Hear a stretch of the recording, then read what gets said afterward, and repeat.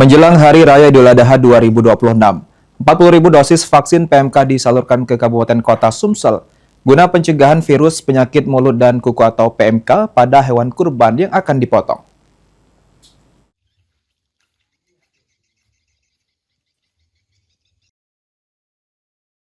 Upaya pencegahan penyebaran penyakit mulut dan kuku atau PMK pada hewan kurban terus diperkuat pemerintah Provinsi Sumatera Selatan menjelang Idul Adha 2026.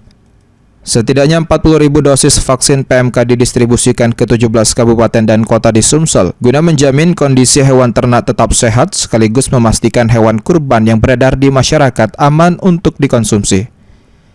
Sampai saat ini 20.000 dosis vaksin PMK telah disalurkan dan ditargetkan akhir April mendatang seluruh vaksin PMK sudah disalurkan. Kalau itu ada yang mandiri, ada yang memang dari kita.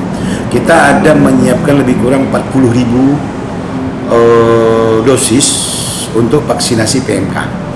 Dan sekarang sudah ada lebih kurang 20.000 yang sudah dilaksanakan dan sudah mencapai target sampai 89-90%. Tinggal 10% lagi. Mudah-mudahan pertengahan bulan ini selesai dan hewan kurban yang memang kita siapkan itu sudah memang sehat.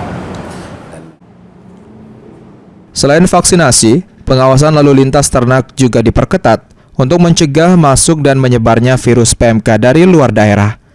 Pemerintah menghimbau para peternak dan pedagang untuk aktif mendukung program vaksinasi serta melaporkan jika ditemukan gejala PMK pada hewan ternak. Dengan langkah ini, diharapkan pelaksanaan Idul Adha tahun 2026 dapat berjalan aman serta masyarakat memperoleh hewan kurban yang sehat dan layak konsumsi.